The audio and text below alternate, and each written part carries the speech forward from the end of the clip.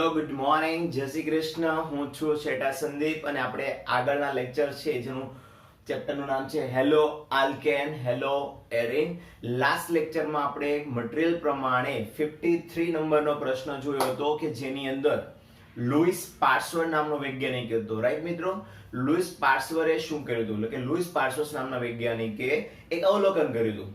અવલોકન શું હતું થોડું યાદ કરાવી દઉં છું તમને કે આ અવલોકન દરમિયાન એને કોઈ પદાર્થ લીધો, એ પદાર્થની સાંદ્રતા સમાન ધરાવતો કોઈ બીજો પદાર્થ લીધો. શોર્ટમાં કહું તો બે પદાર્થ લીધા, બંનેને કોઈ દ્રાવણ સમાન સાંદ્રતાવાળા દ્રાવણ બનાવ્યા. હવે એને ઓબ્ઝર્વેશન કર્યું કે જે પદાર્થ જે એને મળ્યો હતો એવો ને એવો બીજો પદાર્થ સેમ ટુ સેમ લાવ્યા હતા. આ ટોપિક કેવા શું માંગે છે? આ ટોપિક એવું કહેવા માંગે છે કે પ્રત્યેક પદાર્થનું બીજું એક સ્વરૂપ વાતાવરણમાં હોય છે, આપણી આસપાસ એક્ઝિસ્ટ કરે છે.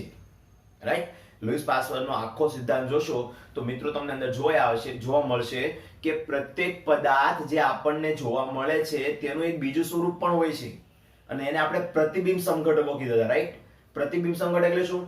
જે પદાર્થ તમને જોવા મળે છે ને એ પદાર્થ ધારો કે અવકાશમાં ઘડિયાળના કાંટાની દિશાની મુજબ ફરતો હોય, રાઈટ, આમ પણ ફરતો બતાવી શકાય. અને બીજો એવો ને એવો પદાર્થ માર્કેટમાં છે કે જે અવકાશમાં એન્ટી ક્લોકવાઇઝ એટલે કે ઘડિયાળના કાંટાની વિરુદ્ધ દિશામાં ફરતો હોય. આ કહેવા શું માંગે કે પાસ્ચર નામનો વૈજ્ઞાનિક એવું કહેવા માંગતો હતો કે જે આપણને દેખાય છે કે આ બધા તો સમાન જ છે પદાર્થો, તો એ બધા પદાર્થો વાસ્તવમાં સમાન હોતા નથી અવકાશીય ગોઠવણી મુજબ. હવે અવકાશીય ગોઠવણી એટલે શું? તે કોઈ એક પરમાણુ ધારી લો વચ્ચે છે કાર્બન અને એની આસપાસ ચારે દિશામાં એક એક પરમાણુ બીજો ગોઠવાયેલો છે. સમૂહ કયો, વિસ્થાપક કયો, જોડ ગોઠવાયેલો છે. તો આવી જે ગોઠવણી પામેલા સમૂહો છે એ સમૂહની ગોઠવણીમાં જ્યારે પરમાણુની ગોઠવણી કંઈક અલગ જ હોય, મતલબ એક પદાર્થમાં ગોઠવણી આ રીતે છે તો બીજો પદાર્થ ઈ જ છે પણ એમાં ગોઠવણી જે જમણી દિશામાંથી ડાબી સાઈડ આવી ગઈ. આપણે અવકાશીય પ્રતિબિંબ સંઘટકો જોઈએ ને કે જ્યાં ફોર એક્ઝામ્પલ આ મારો હાથનો પંજો છે, રાઈટ. હવે આ અત્યારે મને આમ દેખાય છે, આ જ વસ્તુ અરીસામાં જોઉં તો શાયદ મને આમ પણ દેખાઈ શકે, પણ જ્યારે આ બે વસ્તુ એકબીજા પર અધ્યારોપિત કરવા જઈએ, એકબીજા પર મૂકવાનો પ્રયત્ન કરવામાં આવે ત્યારે એકબીજા પર અધ્યારોપિત થઈ શકે એમ છે નહીં. તો આવો કિસ્સો એને બહાર પાડ્યો કે ભાઈ હકીકતમાં દરેક પદાર્થ એ એવા ને એવા બીજા સ્વરૂપમાં હોય છે કે જેનું પ્રતિબિંબ હોય છે, અલગ દિશામાં રોટેટ કરે છે. આવું અવલોકન આપણે 53 નંબરના ક્વેશ્ચનમાં ભણ્યા હતા. આજનો પ્રશ્ન 54 નંબરનો અહીંયા ટાઇટલ પર તમને જોવા મળશે અથવા મટીરીયલમાં આપેલો છે કે પ્રકાશ ક્રિયાશીલતા એટલે શું? આજનો પ્રશ્ન શું છે મિત્રો? પ્રકાશ ક્રિયાશીલતા એટલે શું અને તેના અણુઓના બંધારણ કેવા હોય છે એના પર ડિસ્કસ કરવાના છે. આ પ્રશ્ન બીજી રીતે પણ પૂછાય છે કારણ કે લુઈસ પાસ્ચર પછી જે ઘટના બની, બીજા બે વૈજ્ઞાનિકોએ સાબિત કરી, એ ઘટનાને એ લોકોએ ઘણા બધા શબ્દોના નામ આપ્યા છે અને શબ્દોના નામ એક વાર સમજશો એટલે થિયરી પૂરી થઈ જશે. રાઈટ, ચલો આપણે આપણા આગળના પ્રશ્નમાં જઈએ તો 54 નંબરનો પ્રશ્ન એવું કહે છે કે પ્રકાશ ક્રિયાશીલતા એટલે શું અને પ્રકાશ ક્રિયાશીલતાને તમે કઈ રીતે સમજાવશો? બરોબર, તો પ્રકાશ ક્રિયાશીલતા વિશે સૌપ્રથમ ડચ વૈજ્ઞાનિક હતો જે વોન્ટોફ. આની માહિતી કોને આપી? તે આ થિયરી વિશે માહિતી આપનાર વૈજ્ઞાનિક હતો જે વોન્ટોફ અને એક ફ્રેન્ચ વૈજ્ઞાનિક હતો સી લેબલે. તો આ બે વૈજ્ઞાનિકો હતા કે જેને અણુના બંધારણ, અવકાશમાં અણુનું બંધારણ હોય ને, આ વચ્ચે અણુ છે એક આમ છે, પેલી સાઈડ ગોઠવાયેલો છે, અલગ અલગ દિશાઓમાં જે એના ચારે બાજુ સમૂહ જોડાયેલા છે, સમૂહનું બંધારણ કેવું છે, ગોઠવણી કેવી છે, અવકાશમાં ફરે છે કેમ, આવી બધી માહિતી માટે બે વૈજ્ઞાનિકો હતા. એક હતો ફ્રેન્ચ વૈજ્ઞાનિક જેનું નામ હતું સી લેબલ અને બીજો હતો ડચ વૈજ્ઞાનિક જે વોન્ટોફ. આ બે વૈજ્ઞાનિકોની મદદ દ્વારા એ બંને કોઈ પણ પદાર્થ પ્રકાશ ક્રિયાશીલતા ધરાવે છે કે નહીં તે સમજાવ્યું હતું. યાદ રાખજો મિત્રો, પ્રકાશ ક્રિયાશીલતા એટલે શું? લાસ્ટ ટોપિકમાં આપણે ભણી ગયા કે આવનારા સમતલ્ય ધ્રુવીભૂત પ્રકાશનું જો અલગ અલગ દિશામાંથી પ્રકાશ પડતો હોય તો એ અલગ અલગ દિશામાં પડતા પ્રકાશને કોઈ એક જ દિશામાં કોણાવર્તન કરે, એક જ દિશામાં વહેતો કરી દે, પછી જમણી દિશા હોય કે ડાબી દિશા હોય, એ તો પછી દક્ષિણ ભ્રમણીય કયો કે વામ ભ્રમણીય કયો, પણ એ થયું તો એને પ્રકાશ ક્રિયાશીલ પદાર્થ કહેવામાં આવે છે. થિયરીમાં આગળ વધીએ તો તમારે થિયરીમાં કરવાનું શું છે? અત્યાર સુધી જે ભાષણ કર્યું આપણે એ ખાલી સમજવાનું હતું. હકીકતની થિયરી હવે સ્ટાર્ટ થાય છે. થિયરીનો પહેલો પોઈન્ટ યાદ રાખજો કે આ કોણે શોધ કરી? આની પ્રકાશ ક્રિયાશીલતાનો ટોપિક વિશે માહિતી આપનાર પહેલા વૈજ્ઞાનિકો કોણ હતા? કે જેઓન્ટોફ અને સી લેબલે પ્રકાશ ક્રિયાશીલતાને સાબિત કરી હતી. કઈ રીતે કરી હતી? ઠીક, એને સૌપ્રથમ તો એ સમજાવ્યું કે મધ્યસ્થ કાર્બન એટલે શું, સમજી લો. ઠીક, તમારી પાસે કોઈ સંયોજન છે અને એ સંયોજનમાં કોઈ એક પરમાણુની આસપાસ અલગ અલગ સમૂહ જોડાયેલા છે, અલગ અલગ ક્રિયાશીલ સમૂહ જોડાયેલા છે. તો આવા અલગ અલગ ક્રિયાશીલ સમૂહ જો જોડાયેલા હોય કોઈ એક પરમાણુની આસપાસ, તો આને કહેવાય મધ્યસ્થ પરમાણુ. શું કહેવાય? અને મધ્યસ્થ પરમાણુ એટલે આપણો મધ્યસ્થ કાર્બન. વ્યાખ્યા ખ્યાલ આવી ગઈ છે કે કોને તમે મધ્યસ્થ કાર્બન કહેશો. મિત્રો, જે પણ કાર્બન, જે આખું સંયોજન છે, રાઈટ, ઘણીવાર એવું થાય ગ્લુકોઝના બંધારણ આપેલા હોય તો આ રીતના 6 કાર્બન આપેલા હોય ઉપર નીચે, રાઈટ. તો આમાં તો કયો મધ્યસ્થ કાર્બન લેવો કેમ ખબર પડે? પણ એટલું ખાસ યાદ રાખવાનું કે મધ્યસ્થ કાર્બન એટલે એ કે જેની આસપાસ 4 વિસ્થાપક સમૂહ છે, જેની આસપાસ 4 ક્રિયાશીલ સમૂહ જોડાયેલા છે, એવા કાર્બનને કહેશું આપણે મધ્યસ્થ કાર્બન, જે અણુના મધ્યસ્થમાં રહેલો હોય છે. ત્યારબાદ આગળ વધીએ તો અસંમિત કાર્બન. પહેલો પ્રશ્ન હતો આપણામાં મધ્યસ્થ કાર્બન કે જે મધ્યમાં રહેલો હોય, નામ પરથી જ ખબર પડી જાય, અને આસપાસ અલગ અલગ 4 સમૂહ જોડાયેલા હોય. બીજો ટોપિક વાંચો, અસંમિત. હવે સંમિત અને અસંમિત આપણે જાણીએ છીએ. સંમિતનો મતલબ થાય એની બંને બાજુ પરમાણુ સંખ્યા કેવી હોય? સમાન અને સરખી હોય. અને અસંમિતનો મતલબ શું થાય? કે એ પરમાણુની આસપાસ જે અલગ અલગ સમૂહ જોડાશે એ સરખા ન હોય. આપણે અહીં કયા ટોપિકના ઈરાદેથી ભણશું, મતલબ અહીંયા કયો કન્સેપ્ટ લાગુ પાડીને સમજવાનો પ્રયત્ન કરશું કે આપણી આસપાસ જે કાર્બન છે, આપણો જે કાર્બન પરમાણુ છે ને મધ્યસ્થ કાર્બન, એ મધ્યસ્થ કાર્બન પરમાણુની આસપાસ જો 4 સમૂહ અહીં લાગેલા છે ને, ક્લોરીન, ફ્લોરીન, હાઇડ્રોજન અને આયોડીન, આ 4 સમૂહ જુઓ, 4 પરમાણુ જુઓ, ક્રિયાશીલ સમૂહ જુઓ, તો કેવા છે? જુદા જુદા. તો જે કાર્બન પરમાણુની આસપાસ તમારા ક્રિયાશીલ સમૂહ જુદા જુદા જોડાયેલા છે, તો એને તમે કહેશો અસંમિતીય કાર્બન. કેવો કહેશો? અસંમિત કાર્બન, જેને બીજા શબ્દોમાં કહેવાય અવકાશીય કેન્દ્ર. શું કહેવાય મિત્રો? અવકાશીય કેન્દ્ર. આપણે થિયરીને એકદમ ઈઝી ગોઈંગ લઈ જવાના છીએ કે આપણે 5 શબ્દો સમજવાના છે. 5 શબ્દોમાંથી 2 શબ્દો તમે સમજી ગયા. મધ્યસ્થ કાર્બન કોને કહેવાય? જે કાર્બનની આસપાસ અલગ અલગ સમૂહ જોડાયેલા હોય એ કાર્બનને કહેવાય મધ્યસ્થ કાર્બન. તેમજ એ કાર્બનની આસપાસ 4 ક્રિયાશીલ સમૂહ કે પરમાણુ જુદા જુદા જોડાયેલા છે, તો એવા કાર્બનને આપણે અસંમિત કાર્બન તરીકે પણ ઓળખીએ છીએ. થિયરી ઘણીવાર પૂછાય છે કે અસંમિત કાર્બન એટલે શું, તેના કિરાલિટીના ગુણધર્મો સમજાવો. તો કિરાલિટી શું છે એ પણ આપણે સમજી લઈએ. ખ્યાલ આવી ગયો ને? કેટલા મુદ્દા જોઈએ મટીરિયલ પ્રમાણે? મધ્યસ્થ કાર્બન કોને કહેવાય? અસંમિત કાર્બન, મતલબ 4 પરમાણુ જુદા જુદા હોય. અને આ અસંમિત કાર્બન અને પ્રકાશ ક્રિયાશીલતાને શું લેવા દેવા છે ભાઈ? આપણે થિયરી તો પ્રકાશ ક્રિયાશીલતાની ભણીએ છીએ, તો એમાં આ અસંમિત કાર્બનને શું લેવા દેવા? તો અસંમિત કાર્બન તમે કોને કહો છો? કે જે કાર્બનની આસપાસ 4 સમૂહ, વિસ્થાપક સમૂહ, ક્રિયાશીલ સમૂહ, પરમાણુ જુદા જુદા હોય, એને કહેવાય અસંમિત કાર્બન. અને જ્યારે પણ આવા અસંમિત કાર્બન પરમાણુઓ જે હોય છે, મતલબ કે એની પાસે એક કાર્બન હોય છે મધ્યસ્થ, એ અસંમિત કાર્બન કહેવાય. અસંમિત કાર્બનમાં રહેલા અણુઓને પ્રકાશ ક્રિયાશીલતા અણુઓ કહેવામાં આવે છે. અથવા એમ યાદ રાખજો કે હંમેશા, એમસીક્યુ માટે ખાસ નોંધ કરી લેજો, હંમેશા અસંમિત કાર્બન ધરાવતું સંયોજન પ્રકાશ ક્રિયાશીલતા ધરાવતું હોય છે. પોઈન્ટ નોટ ડાઉન ખાસ કરજો. પહેલો પોઈન્ટ શું નક્કી કરવાનો છે તમારે? કે જે અવકાશીય કેન્દ્ર છે અથવા તો અસંમિત કાર્બન છે એ હંમેશા પ્રકાશ ક્રિયાશીલતા ધરાવે છે. આ પોઈન્ટ ખાસ નોંધ કરજો. હજી હું આ પોઈન્ટને આગળ લઈ જઈશ કે કોણ શું છે. તો પોઈન્ટ 1 કનેક્ટેડ થઈ ગયો. અસંમિત કાર્બન જેની આસપાસ 4 સમૂહ કેવા? જુદા. એ શું ધરાવે? એ પ્રકાશ ક્રિયાશીલતા ધરાવતો હોય છે. આ તો આપણો એના પછીનો પોઈન્ટ, રાઈટ? તો હવે આગળ વધીએ. તો આગળનો પોઈન્ટ ચોથા નંબરનો છે, તમને જોવા મળશે કે કિરાલ કોને કહેવાય? કિરાલિટી શું છે અને પ્રકાશ ક્રિયાશીલતાને એક કિરાલિટી સાથે શું સંબંધ છે? મિત્રો, એક વસ્તુ યાદ રાખજો કે કોઈ પણ પદાર્થનું જે બંધારણ છે એ બંધારણને એના પ્રતિબિંબ બંધારણ ઉપર મૂકવા જશો તો બંધ બેસતું નથી. એક ઉદાહરણ આપું. આ પંજો છે, આ પંજાનું પ્રતિબિંબ લઈ હું એની ઉપર મૂકવા જાઉં તો શું થાય? આંગળીઓ તો બાય ચાન્સ બેસી જશે. આ અંગૂઠાનું શું કરશું? જે એકબીજા પર અધ્યારોપિત થતા નથી, શોર્ટમાં એકબીજા પર બંધ બેસતા નથી. જે સંયોજનનું બંધારણ એના પ્રતિબિંબ બંધારણ ઉપર અધ્યારોપિત ન કરી શકાય, બંધ બેસતું ન બેસાડી શકાય, તેને શું કહેવાય? કિરાલ ગુણધર્મ કહેવાય. કયો ગુણધર્મ કહેવાય મિત્રો? કિરાલ ગુણધર્મ કહે છે. ફોર એક્ઝામ્પલ એક ઉદાહરણ લઈએ તો આ કોણ છે? બી. હવે આ સાઈડ જોઈએ તો બી કેવો થશે? બી કંઈક આ ટાઈપનો જોવા મળશે તમને. તો શું આ બી ને હું આની પર બેસાડી શકું? ન બેસાડી શકું. તો આવા ગુણધર્મને આપણે કહીશું કિરાલ ગુણધર્મ. યાદ રાખજો મિત્રો, જે વસ્તુને બીજા પર બંધ બેસાડી શકાય એને શું કહેવાય? કિરાલ ગુણધર્મ. તો ધારો કે હું એ લઉં અને એનું પ્રતિબિંબ આવું મળ્યું તો એની ઉપર એ બેસાડી શકાય ને, તો આને બિન કિરાલ ગુણધર્મ કહેવાય. કેવો ગુણધર્મ કહેવાય? બિન કિરાલ ગુણધર્મ, જેને ઘણી જગ્યાએ અકિરાલ પણ કહે છે.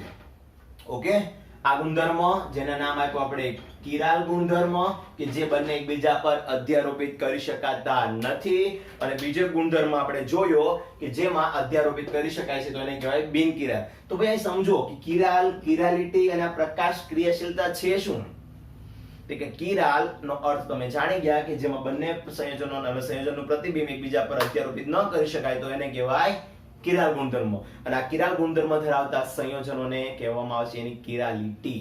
જે રીતે કોઈ સમઘટક હોય તો એની ઘટનાને તમે શું કહો છો? સમઘટકતા. તો કિરાલ એ શું છે? કે કોઈ પણ સંયોજનની અંદર જેનો મધ્યસ્થ કાર્બન છે ને, એ મધ્યસ્થ કાર્બનની આસપાસ ચાર સમૂહ હોય. એ ચારે ચાર સમૂહ કેવા છે બેટા? જુદા જુદા. હવે ચારે ચાર ક્રિયાશીલ સમૂહ જુદા હોવાના કારણે એનું પ્રતિબિંબ પડે તો એ પ્રતિબિંબ એના પર પાછું રોપિત કરી શકવાના નથી, તો એ કાર્બન એ કિરાલ કાર્બન થયો કહેવાય. અને કિરાલ કાર્બનના આવા ગુણધર્મને કહેશું આપણે કિરાલિટી. મટીરીયલમાં વાંચશો એટલે ખ્યાલ આવી જશે.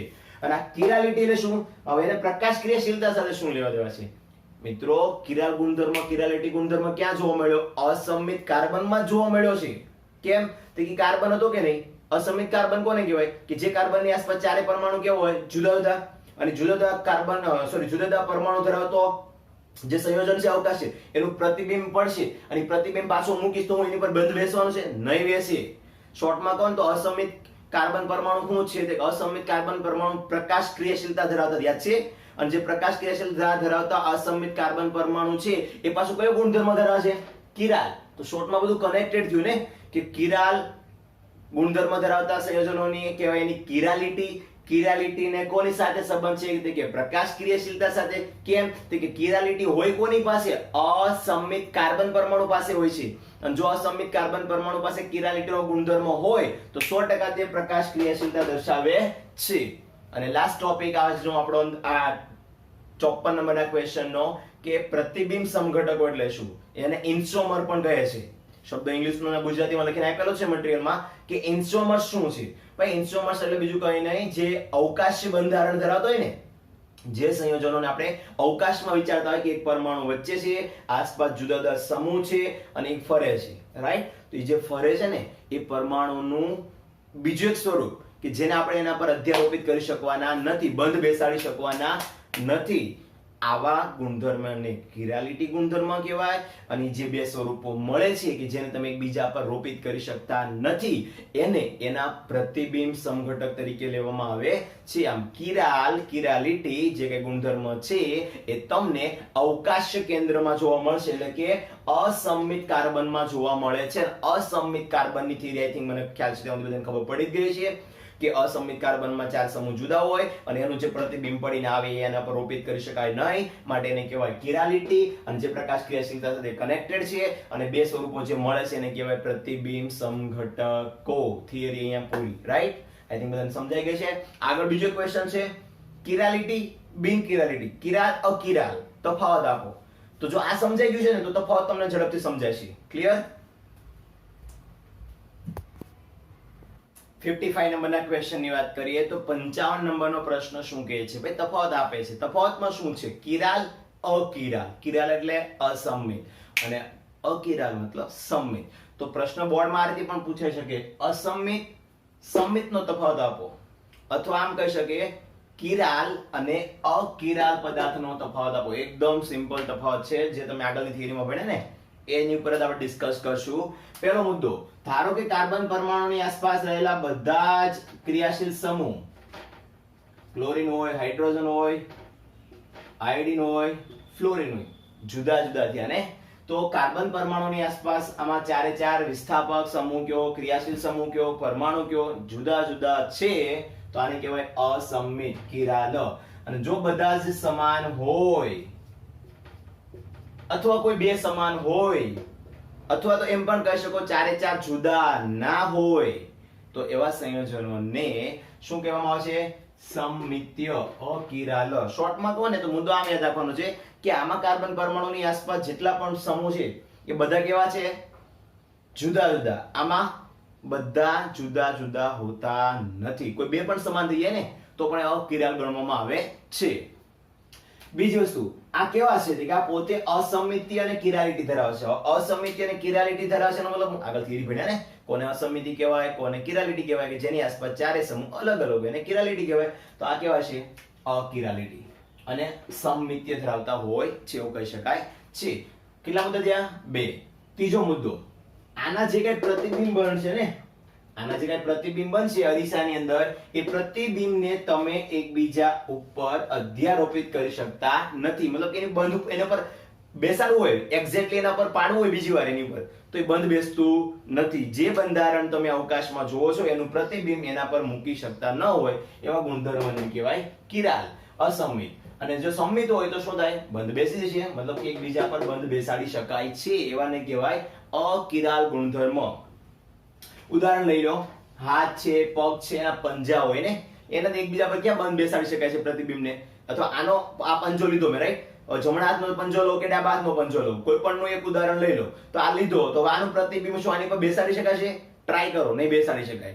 એ જ રીતે તમે આ ઉદાહરણ લઈ લો કે CHClBri જે આપણે લીધું ને, એ ટાઈપનું કોઈ પણ એક ઉદાહરણ લઈને સમજાઈ શકો છો. અને તે બધા પ્રકાશ ક્રિયાશીલતા ધરાવે છે. આગળની થિયરીમાં ભણી ગયા, જે અસમિત કાર્બન હોય, જે અસમિત કાર્બન પરમાણુ હોય, જે કિરાલ કાર્બન પરમાણુ હોય, તે પ્રકાશ ક્રિયાશીલતા દર્શાવતો હોય છે. પરંતુ જો તમે ઉદાહરણ તરીકે સમમિતિમાં જુઓ તો O છે, તો O ની ઉપર O બંધ બેસાડી શકાય. મટીરીયલમાં જો તો ગ્લાસ પણ આપ્યો છે કે ગ્લાસનું પ્રતિબિંબ સામેના પ્રતિબિંબના ગ્લાસ પર બંધ બેસી જાય છે, અથવા એમ લઈ લો, એમ ને એમ પર બેસાડી શકાય છે. તો આ શું છે? એક સંયોજનનું પ્રતિબિંબ જ્યારે બીજા સંયોજન એના સંયોજનના પ્રતિબિંબ પર મૂકી શકાય તો આને કહેવાય સંમિત અથવા તો અકિરાલ. અને જે અકિરાલ હોય એ ક્રિયાશીલતા ધરાવતા નથી. ઉદાહરણ તરીકે તમે ઘણા બધા આપેલા છે એ પણ જોઈ શકો છો, અથવા તો આપણે આની પછીનું જે એક પ્રશ્ન છે જે ઉદાહરણ આપ્યો છે કિરાલ અને અકિરાલનો, તો એ જોઈશું. રાઈટ? આઈ થિંક બધાને ખબર પડી ગઈ છે એવું લાગે તો 2 વાર 3 વાર રિવિઝન કરવાનું, સામે કમ્પેરિઝન કરવાની, એટલે ઓટોમેટિકલી તફાવત તમને યાદ રહી જશે. 2 થી 3 માર્ક્સમાં પૂછાઈ શકે. 6 નંબરનો ક્વેશ્ચન જોશું. તો આપણે આગળ બોલ્યા ને કે કોઈ ઉદાહરણ લઈને સમજીએ. તો પ્રોપેન ટુ ઓલ પ્રકાશ ક્રિયાશીલતા દર્શાવતું નથી. તમે 56 નંબરનો પ્રશ્ન જોશો તો તમને ખબર છે કે ઉદાહરણ આપ્યું છે કે પ્રોપેન ટુ ઓલ. મિત્રો પ્રોપેન ટુ ઓલ કોને થાય?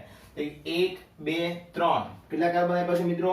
1 2 3 3 કાર્બન, 1 લઈ લો અને 2 કહી દો અને 3 કહી દો. 3 કાર્બન વાળો પ્રોપેન, બીજા નંબર પર ઓલ OH છે, તો આને કહીશું આપણે પ્રોપેન ટુ ઓલ. અને આ પ્રકાશ ક્રિયાશીલતા દર્શાવતો નથી.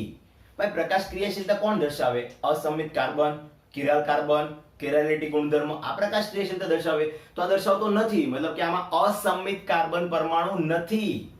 ચેક કરો કે કાર્બન પરમાણુની આસપાસ ચારે ચાર સમૂહ શું જુદા જુદા છે? કે ના. અહીંયા નોટિસ કરશો તો બીજા કાર્બન પરમાણુ પર, આને કહેવાય બીજો કાર્બન, બીજા કાર્બન પર રહેલો CH3 સમૂહ અને આ CH3 સમૂહ બે સરખા છે. આમ પરિણામે જોવા જાવ તો આ સમમિતીય અણુ થયો. કેવો અણુ થયો? સમમિતીય અણુ, કે જેમાં ચારે ચાર સમૂહ સરખા નથી. કારણ કે જો સરખા હોય, સરખા ન હોય તો અસમિતીય થાય ને.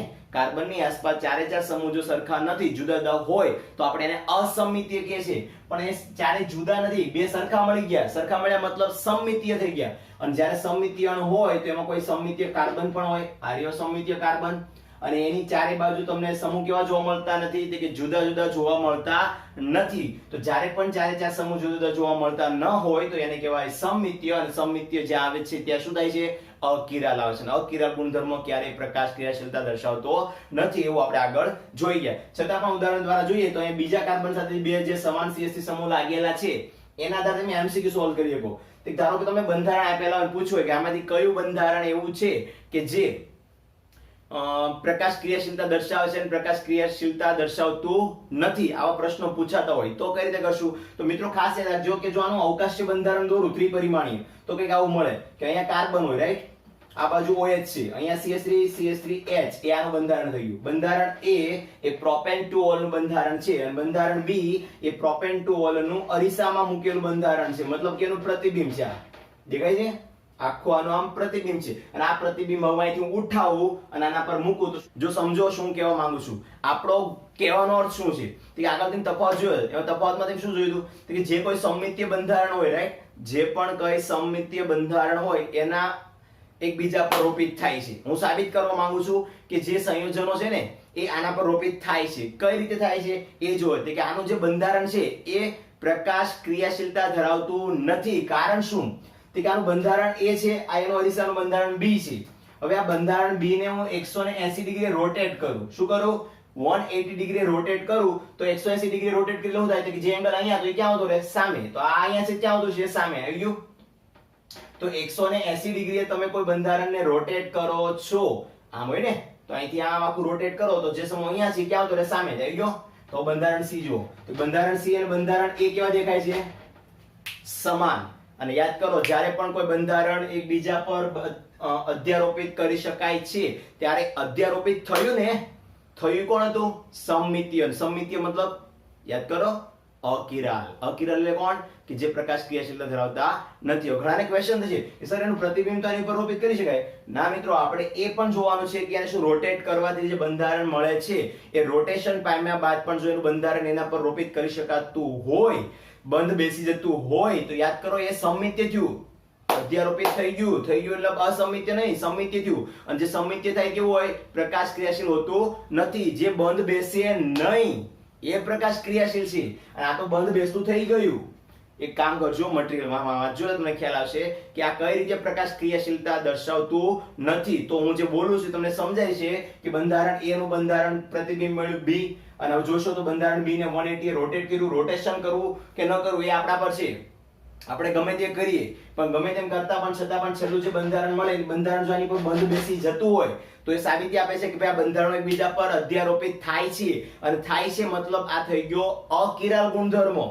ખ્યાલ આવી ગયો? અને અકિરાલ ગુણધર્મને કોઈ દિવસ પ્રકાશ ક્રિયાશીલતા હોતી નથી. આ થઈ ગયો તમારો આગળનો 56 નંબરનો ક્વેશ્ચન. હવે બીજો જોઈએ કે જેમાં પ્રકાશ ક્રિયાશીલતા છે. આગળના ક્વેશ્ચનની વાત કરીએ તો બ્યુટેન ટુ ઓલ પ્રકાશ ક્રિયાશીલતા દર્શાવે છે. મિત્રો ધ્યાન રાખજો, આપણે એનિમેશન દ્વારા પાછળ રિવિઝન કરવાના છે, એટલે કોઈને બાય ચાન્સ ખબર ન પડે કે હું શું કહી રહ્યો છું તો એ એનિમેશન દ્વારા પણ આપણે ખ્યાલ લઈ લઈશું કે કઈ રીતે પ્રકાશ ક્રિયાશીલતા ગણવામાં આવે છે, કઈ રીતે ગણવામાં આવતી નથી. આગળના ક્વેશ્ચનમાં જોયું કે પ્રકાશ ક્રિયાશીલતા નથી. કારણ શું તો એ અકિરાલ હતો.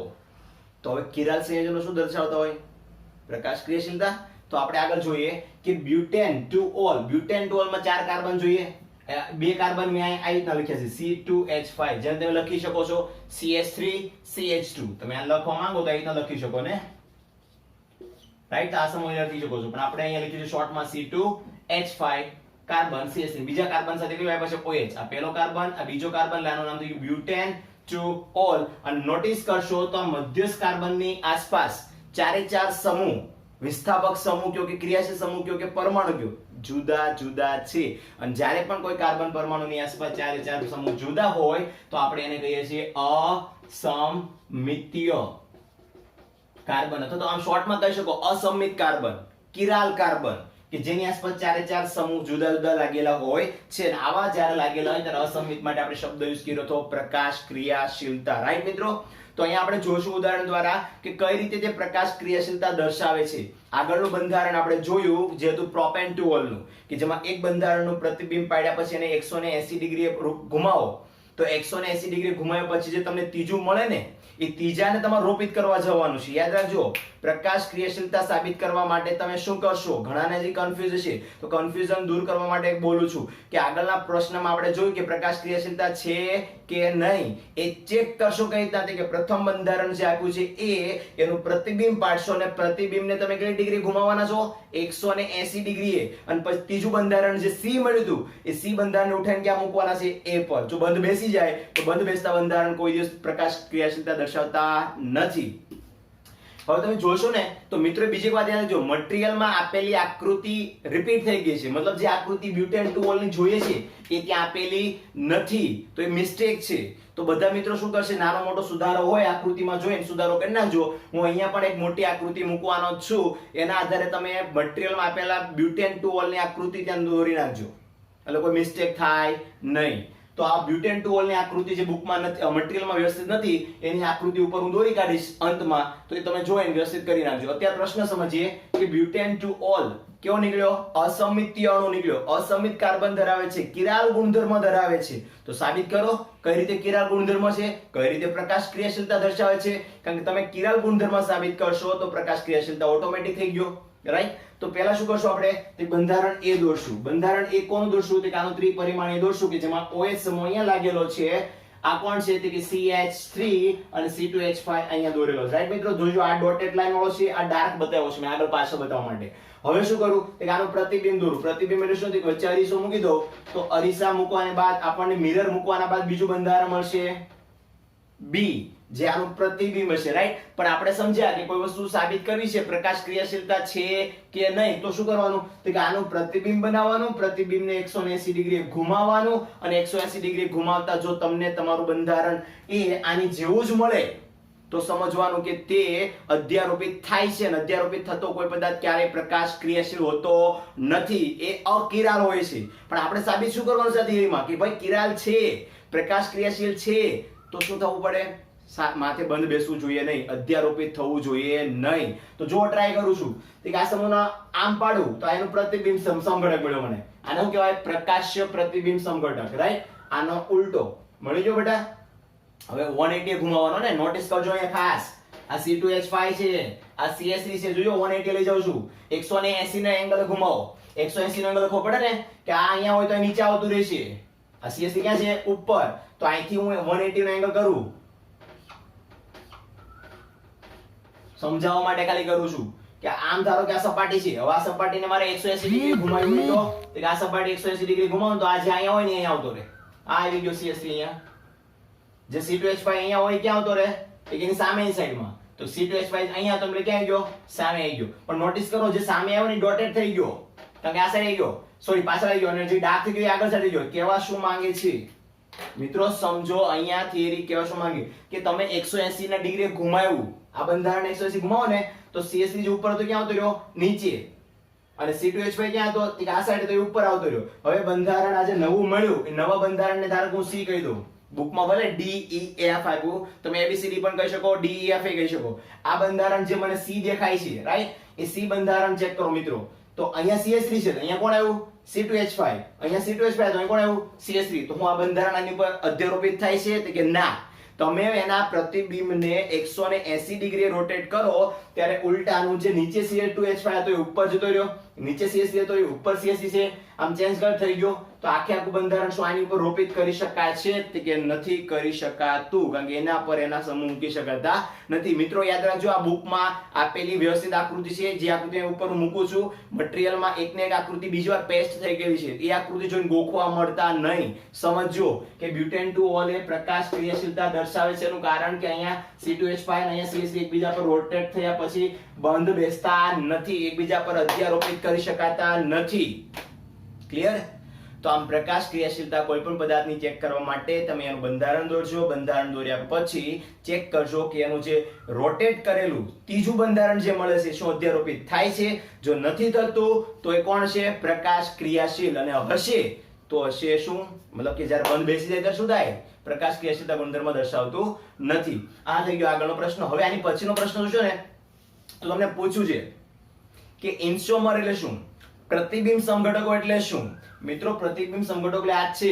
કોઈ પણ ઉદાહરણ લેવાનું, ઉદાહરણ અંદર બુકમાં મટીરીયલમાં આપ્યા છે, તમારે જો પહેલા લખી દો અહીંયા કે દરેકે દરેક ઉદાહરણ તમારે પ્રેક્ટિસ કરવાનું છે. આના પછીના 60 સુધીના પ્રશ્નો, નેક્સ્ટ જે પણ કે ઉદાહરણો આપ્યા છે એ ત્યાં સુધીના પ્રશ્નો, ઇવન હું તમને હોમવર્ક પણ સેન્ડ કરી દઈશ કે ક્યાં સુધી તમારે લખવાનું છે ક્યાં સુધી નહીં. તો આના પછીના જે 2 પ્રશ્નો આવશે ત્યાં સુધી તમારે લખવાનું રહેશે ઉદાહરણ તરીકે કે ભાઈ પ્રકાશ ક્રિયાશીલતા કોણ દર્શાવે છે, કોણ દર્શાવતું નથી. તમે મદદ ચાહો તો તમે બુકની પણ લઈ શકો છો, પણ તમારે લખવાનું રહેશે મટીરીયલ પ્રમાણે જ હોમવર્કની અંદર. ઓકે, પ્રકાશ ક્રિયાશીલતાના કેટલાક ઉદાહરણો આપો એવું કીધેલું છે. તો તમે નીચે જોઈ શકો છો કે કોને કોને પ્રકાશ ક્રિયાશીલતા કહી શકાય છે. ABC એ રીતના પોઈન્ટ આપેલા છે મટીરીયલમાં, રાઈટ. તો એવા સંયોજનો કે જેને એકબીજા પર અધ્યારોપિત કરી શકાય નહીં, એકબીજા પર બંધ બેસાડી શકાય નહીં, તેવા દરેક ઉદાહરણને કહેવામાં આવે છે પ્રકાશ ક્રિયાશીલ ઉદાહરણો. ઓકે, પ્રકાશ ક્રિયાશીલતા ધરાવતા પદાર્થો. તો હવે બીજો બી આપ્યો છે, એમાં ઉદાહરણો છે, એ તમે જોઈ લેજો અને પ્રેક્ટિસ કરજો. અને ત્રીજો સી છે. સી માં જો કે આવા પ્રતિબિંબ સમઘટકો છે, ઇન્સ્યોમર છે, પ્રકાશ સમઘટકો છે, એના ગુણધર્મો કેવા હોય? ભાઈ ઉત્કલન બિંદુ, ગલન બિંદુ, તમે કોઈ પણ ભૌતિક ગુણધર્મ લઈ લો, વક્રીભાવના, આ બધા ભૌતિક ગુણધર્મો પ્રકાશ્ય સમઘટકોમાં, પ્રતિબિંબ સમઘટકોમાં સમાન હોય. કેમ કે પ્રતિબિંબ જ છે ને, અલગ થોડું છે. તો આ ગુણધર્મો ભૌતિક કેવા છે? સમાન. રાસાયણિક ગુણધર્મો કેવા? ભાઈ રાસાયણિક ક્રિયાશીલતા પણ સરખી છે, રાસાયણિક કેરેક્ટરિસ્ટિક કેવી છે? ઇક્વલી છે. તો રાસાયણિક ગુણધર્મો, ભૌતિક ગુણધર્મો બધા સમાન જ છે. ફરક ક્યાં પડે છે? એની પ્રકાશ ક્રિયાશીલતામાં ફરક પડે છે. કે ભાઈ જો સમૂહ ચારે ચાર આસપાસ ગોઠવણી પામેલા છે, સમાન છે, અસમાન છે, પ્રતિબિંબ અધ્યારોપિત થાય છે કે નથી થતા, એના આધારે તમે એને અલગ પાડી શકો છો. બાકી કોઈ રીતે અલગ પાડી શકાતું નથી. આ હતા એના ભૌતિક ગુણધર્મો. અને એની પછીનો પણ પ્રશ્ન આપેલો છે, તે પણ તમે પ્રેક્ટિસ કરવાના રહેશે. છેલ્લે એન્ડમાં વિડીયોમાં હું તમને તમારું હોમવર્ક ત્યાં લખીને બતાવી દઈશ કે કયું તમારું હોમવર્ક કરવાનું રહેશે. તો આજનો લેક્ચર અહીંયા સુધી રાખીએ છીએ મિત્રો. આગળ એનિમેશન આવશે વિડીયો, એ જોઈને તમે એનું રિવિઝન પણ કરી શકો છો. Thank you. જય શ્રી કૃષ્ણ. મિત્રો આપણે આગળ એનિમેશન દ્વારા થોડું રિવિઝન કરી લઈએ કે જ્યારે કેન્દ્ર અનુરાગી પ્રક્રિયક હુમલો કરે છે ત્યારે બંને દિશામાંથી હુમલો કરી શકે. મતલબ કે જમણી સાઈડથી પણ હુમલો કરી શકે અને ડાબી સાઈડથી પણ હુમલો કરી શકે છે. એવું આપણે SN1 અને SN2 પ્રક્રિયામાં જોઈ ગયા, રાઈટ. હવે એ ઉપરથી હુમલો કરે કે નીચેથી હુમલો કરે? જ્યારે બંધારણ જે દિશામાંથી હુમલો કરે છે તે દિશાની સામેની સાઈડમાં બીજા બધા પરમાણુ અરેન્જમેન્ટ થતા હોય છે, ગોઠવણી પામતા હોય છે. આમ આ પ્રકારે કેન્દ્ર અનુરાગી પ્રક્રિયક જ્યારે હુમલો કરે છે અને કાર્બોકેટાયન બનાવે છે, એ પદાર્થની તમે મિરર ઇમેજ લો, મતલબ કે એનું પ્રતિબિંબ લો, તો એ પ્રતિબિંબને તમે એના ઉપર અધ્યારોપિત કરી શકતા નથી, રાઈટ. આમ તો અમને બે જુદા જુદા ફોર્મ મળશે, જેને કહેવાય એકબીજાના પ્રતિબિંબ સમઘટકો. ખ્યાલ આવી ગયો કે નહીં? જે પદાર્થ તમે અરીસામાં જોયું એ જ પદાર્થને તમે એના પર પ્રત્યારોપિત કરવા જાઓ તો કેવું દેખાય છે? તે બંધરોપિત થતું નથી, બંધ બેસતું નથી, તો એને કહેવાય એનું પ્રતિબિંબ સમઘટક. ખ્યાલ આવી ગયો? આને ઇંગ્લિશમાં એન્સોમર્સ પણ કહેવામાં આવે છે. તો આ પદાર્થની મદદને આધારે આપણે આગળ થિયરી બીજી જે આજે ભણ્યા એનું રિવિઝન આપણે અહીંયા કરશું. સૌપ્રથમ તો બે પ્રકારના ખાસ મિશ્રણ યાદ રાખજો. એક તો સમઘટકો આવે છે એન્સિયોમર્સ અને બીજા આવે છે રેસિમિક મિશ્રણ. આપણે રેસિમિક મિશ્રણ આગળ જોઈ ગયા કે જેની અંદર સંક્રાંતિ અવસ્થા આવે, મતલબ એક બાજુથી હુમલો થતો હોય અને બીજી બાજુથી બંધ તૂટતો હોય છે, અને બીજો આવે એન્સોમર્સ. તો ખાસ યાદ રાખજો, આપણે જે પ્રક્રિયા ભણ્યા એમાં વચ્ચે એક કાર્બોકેટાયન વાળું જે વચ્ચે દેખાય છે ને, એ વચ્ચેવાળું કયું છે? સંક્રાંતિ અવસ્થાવાળું છે. આઈ થિંક બધાને ખબર પડી જ ગઈ છે આગળની પ્રક્રિયા. તો એ SN1 SN2 પ્રક્રિયાના આધારે આપણે એને સમજાવી શકીએ છીએ. હવે જો વાત કરીએ કે જે રિએક્શન આપણે SN1 અને SN2 સિવાયની જોઈ ગયા કે જેની અંદર આપણે બધાના નોટેશન સમજશું, ખાસ કરીને કે કોને પોલારિટી કહેવાય, પોલારીમીટર કહેવાય, રાઈટ. ફોર એક્ઝામ્પલ આપણે અહીંયા જોઈએ તો જ્યારે પણ અસમિતીય અને કેરાલિટી અને રેસિમિક મિશ્રણ, આ 4-5 શબ્દોને આપણે થિયરીમાં આગળ ભણી ગયા, એનું પુનરાવર્તન અહીં આપણે કરવાના છીએ. ફોર એક્ઝામ્પલ જો હું વાત કરું કોઈ સંયોજનની, તો એ સંયોજન જ્યારે પોલારીમીટરમાં ભરવામાં આવે છે ત્યારે એના ઉપરથી કેમ લાઇટના પ્રકાશ જતા હોય. ફોર એક્ઝામ્પલ અહીં એક ઉદાહરણ આપ્યું છે, ખાસ કરીને ધ્યાન આપજો. આપણે આગળ ભણી ગયા છીએ કે જુદી જુદી દિશામાંથી જ્યારે પ્રકાશ આવે છે અને એ પ્રકાશ જ્યારે કોઈ ઓપ્ટિકલમાંથી પસાર થાય, જ્યારે કોઈ પોલારીમીટરના કાચમાંથી પસાર થાય છે, ત્યારે જુદી જુદી દિશાનો પ્રકાશ એના પર પડે છે, ત્યારે એ પોલારીમીટરમાં રહેલા કે કાચમાં રહેલા પદાર્થ એનું શું કરે છે? તે કે બધી દિશામાંથી આવતા પ્રકાશને એક સીધી દિશામાં લઈ જવાનો પ્રયત્ન કરે છે, જે તમે જોઈ શકો છો, રાઈટ. હવે જે સીધી દિશામાં લાઇટ લઈ જાય છે, લાઇટના કિરણો જે તમને ઊભા દેખાઈ રહેશે ત્યારે, એ સીધી દિશામાં કિરણો વાસ્તવમાં કઈ રીતે કામ કરતા હોય છે? તો તમે આકૃતિમાં જોઈ શકો છો કે અહીંયા કાચની અંદર અહીં સ્પષ્ટ જોઈ શકાય છે કે પ્રકાશ જે જઈ રહ્યો છે એ પોલારીમીટરમાંથી જ્યારે પસાર થાય છે ત્યારે એ વચ્ચે જો સેમ્પલ ટ્યુબ છે, સેમ્પલ ટ્યુબની અંદર આપણે કોઈ પણ એક સંયોજન ભરવાનું છે, અને સંયોજનમાંથી જ્યારે પ્રકાશના કિરણો પસાર થશે ત્યારે આ જે પ્રકાશ આવી રહ્યો છે અલગ અલગ દિશાઓમાંથી, એ બધો કઈ દિશામાં એનું કોણાવર્તન કરે છે? તો અંતમાં જો છેલ્લે એક આલ્ફા એંગલ આપ્યો છે, એ કોણાવર્તન કોણ કહેવાય? કે જ્યારે પ્રકાશ અલગ અલગ દિશામાંથી આવીને પોલારાઇઝર એટલે મીટર છે એમાંથી પસાર થાય પોલારીમીટરમાંથી, રાઈટ? તો એ સેમ્પલ ટ્યુબમાં રહેલો પદાર્થ છે એને કઈ દિશામાં કોણ આવર્તન કરાવે છે? મતલબ આપેલ પદાર્થ એ પ્રકાશનું કઈ દિશામાં કોણ આવર્તન કરશે એના પર આધાર રહેલો હોય છે અને સંયોજનની પ્રકાશ ક્રિયાશીલતા માપી શકાય છે. આ પોલારીમીટર જે સાધન છે એ મોટાભાગે લેબોની અંદર યુઝ થતા હોય છે કે જેના આધારે તમે જાણી શકો કે પદાર્થ દક્ષિણ ભ્રમણીય છે કે વામ ભ્રમણીય છે. જેને આપણે શબ્દ આપ્યો યાદ હોય તો ડેક્સ્ટ્રો અને લીવો, યાદ છે? તો એ જ મુજબ સમજીએ તો પ્રકાશ જ્યારે પસાર થાય છે પોલારીમીટરમાંથી ત્યારે અલગ અલગ દિશામાંથી આવતા ધ્રુવીભૂત પ્રકાશ સમતલનું એ જો જમણી દિશામાં કોણ આવર્તન કરે, પ્રકાશનું કઈ દિશામાં કોણ આવર્તન કરે? જમણી દિશામાં. તો આપણે એને ડેક્સ્ટ્રો કહેતા હતા, ડી પ્લસવાળો સિમ્બોલ, યાદ છે? તો આમ એને પ્લસ ભ્રમણ દર્શાવ્યું એવું કહી શકાય છે. તો પદાર્થ એ કેટલું કોણ આવર્તન કરે છે અને એ પદાર્થ કઈ દિશામાં કોણ આવર્તન કરે છે એના આધારે એનું નામ પ્લસ ડી એટલે કે ડેક્સ્ટ્રો તરીકે લેવામાં આવતું હોય છે જો જમણી દિશામાં પ્રકાશનું કોણ આવર્તન કરે તો. રાઈટ મિત્રો, ખ્યાલ આવી ગયો? આપણે ખાલી જસ્ટ આગળ જે થિયરી ભણ્યા એને એનિમેશન દ્વારા સમજવાનો પ્રયત્ન કરીએ છીએ. અને જો એ જ પ્રકાશનું કોણ આવર્તન ધારો કે ડાબી દિશામાં કરે, પદાર્થ જે સંયોજન ભર્યું છે ને અંદર એ સંયોજન એક જ હોય જે પહેલાં હોય જ, પણ ઘણીવાર એવું થતું હોય છે કે એ પદાર્થના આસપાસના અણુઓ કંઈક અલગ દિશામાં રોટેશન પામતા હોય છે. તો એ બંનેને કહેવાય એકબીજાના પ્રતિબિંબ સમઘટકો, જે એક હતો ડેક્સ્ટ્રો અને એ હતો જમણી સાઈડ. આ છે લીવો, જે ડાબી સાઈડ છે ઘડિયાળના કાંટાની વિરુદ્ધ દિશામાં ભ્રમણ કરે છે. માટે આનું નામ લખતી વખતે આપણે લખશું શું આગળ? માઇનસ, એટલે કે લીવો. બધાને ખ્યાલ આવી ગયો થિયરીની અંદર કે આમ ડેક્સ્ટ્રો અને લીવો બે પ્રકારના સંયોજનો તમને જોવા મળે છે જે એકબીજાના પ્રતિબિંબ સમઘટકો કહેવામાં આવે છે. આવું આપણે આગળ ભણી ગયા આગળના લેક્ચરમાં. હવે આ લેક્ચરમાં આપણે એમ સમજો કોઈ ઉદાહરણ લઈને કે કઈ રીતે તમને ખબર પડી તો કે લેક્ટિક એસિડ લઈ લો. બાયોલોજીમાં આવી જ ગયું છે, મેથ્સવાળા સ્ટુડન્ટ માટે જાણ રાખજો. લેક્ટિક એસિડ લે આ રીતે લેક્ટિક એસિડનું બંધારણ હોય છે. અને હવે લેક્ટિક એસિડ જ્યારે આ પોલારીમીટરમાં ભરવામાં આવે ત્યારે એ કોઈપણ પદાર્થનું રોટેશન જો જમણી દિશામાં દર્શાવે તો એનું નામ આગળ પ્લસ લખવામાં આવતું હોય છે. આ વસ્તુ આપણે માત્ર પોલારીમીટર દ્વારા માપી શકીએ છીએ. હવે ધારો કે હું 2 મિથાઇલ 1 બ્યુટેનોલ લઈ લઉં તો એ શું કરશે? તો બુકમાં આવા ઘણા બધા ઉદાહરણો આપેલા છે કે જેને તમે આ રીતે પ્રમાણે દર્શાવી શકો છો કે ભાઈ દક્ષિણ ભ્રમણીય છે કે વામ ભ્રમણીય છે. અહીંયા માઇનસ છે એટલે ખ્યાલ આવી ગયો છે કે લીવો થયો, વામ ભ્રમણીય બતાવે છે. આ પ્રકારે તમે કોઈ પણ ઉદાહરણ લઈ એને પોલારીમીટરમાં જાણી શકો છો, બીજી કોઈ જગ્યાએ જાણી શકાતું નથી. હા, તમે આવા ઘણા બધા ઉદાહરણ જોશો. લેક્ટિક એસિડ છે અને એ લેક્ટિક એસિડનું પ્રતિબિંબ બાજુમાં આપ્યું છે માઇનસ દ્વારા. એ રીતે 2 મિથાઇલ 1 બ્યુટેનોલ છે તો એનું ડેક્સ્ટ્રોનું પ્રતિબિંબ બાજુમાં આપેલું છે. આમ આ રીતે તમે અલગ અલગ પ્રકારે બતાવી શકો. જે લુઈસ પાર્સોસ નામના વૈજ્ઞાનિક થિયરીમાં આપણે ભણ્યા ને, લુઈસ પાર્સોરે બતાવ્યું હતું કે કોઈપણ વચ્ચેનો મધ્યસ્થ કાર્બન પરમાણુ છે જ્યારે એની આસપાસ 4 અલગ અલગ પરમાણુ હોય અને એને તમે પ્રકાશ એ રીતે મિરરમાં જુઓ તો એનું બીજું એક પ્રતિબિંબ તમને જોવા મળે છે. જો ઉપર બંને આકૃતિ ઉપર નીચે બતાવી મિત્રો, એક જમણી સાઈડ છે તો એક ડાબી સાઈડ છે. આ શું કહેવા માગે છે? બે સમાન સેમ્પલ લીધા હતા ને લુઈસ પાર્સોરે અને બંને સોલ્યુશન કેવા હતા? દ્રાવણ સરખા સાંદ્રતાવાળા, પણ બંને એકબીજાની વિરુદ્ધ દિશામાં ભ્રમણ કરે છે. હવે એનો મતલબ એમ તો નથી આ બે પદાર્થ આપણે એક્ઝામ્પલ ખાંડનું લીધું હતું તો ખાંડ તો નથી, રિયલમાં બંને ખાંડ જ છે. પણ એક ખાંડનો કણ ગ્લુકોઝ હોય તો ધારો કે જમણી દિશામાં ફરે છે તો બીજો ગ્લુકોઝનો ડાબી દિશામાં ફરે છે તો અમે એક ગ્લુકોઝને કહીશું પ્લસ ગ્લુકોઝ, બીજાને કહીશું માઇનસ ગ્લુકોઝ.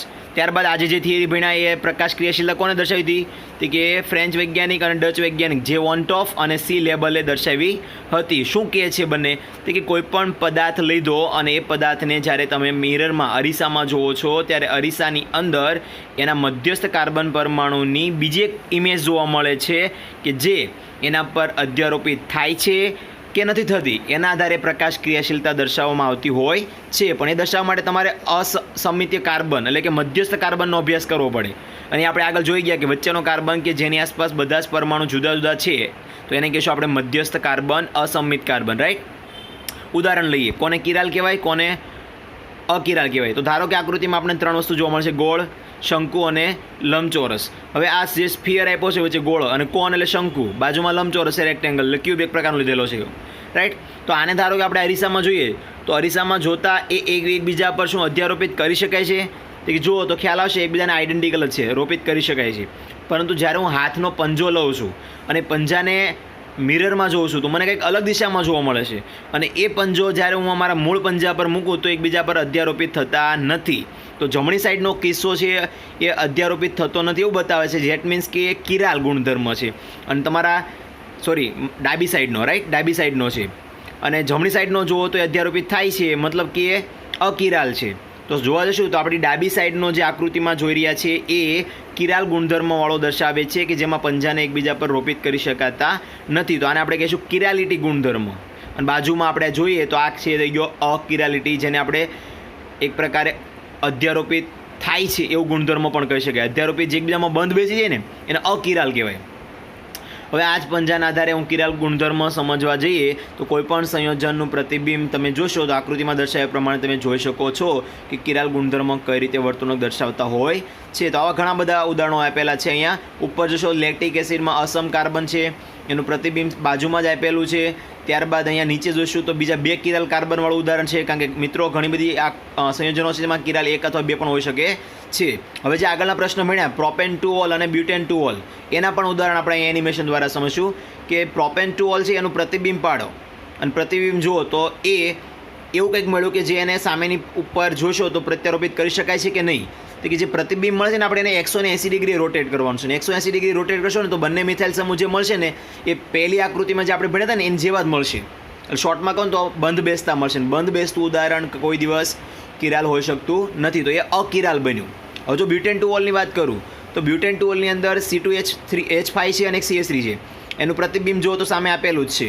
હવે એ પ્રતિબિંબને હું 180 ડિગ્રી રોટેટ કરીશ ને તો જે નવું બંધારણ મને મળવાનું છે ને એ નવા બંધારણની અંદર મને C2H5નો પરમાણુ જે અત્યારે ઉપર જોવા મળી રહ્યો છે એ તમને નીચે જોવા મળશે, જેના કારણે તે કિરાલ ગુણધર્મ દર્શાવે છે. આમ ઘણા બધા ઉદાહરણો આપેલા છે બુકમાં. 2-ક્લોરો બ્યુટેન, 2,3 ડાયોક્સી પ્રોપેનોલ, પછી લેક્ટિક એસિડ છે અને મેન્ડેલિક એસિડ પણ આપેલો છે. ત્યારબાદ તમે જો પંજાના ઉદાહરણ દ્વારા એને સમજવા માંગતા હોય તો એ પણ તમે સમજી શકો છો કે આપેલું સંયોજન પ્રતિબિંબ સમઘટક દેખાવે છે જેને એન્સ્યોમર્સ કહેવાય. ગુજરાતીમાં પણ તમને મટીરિયલમાં લખીને આપેલું છે એન્સ્યોમરને એન્સ્યોમર જ લખાય.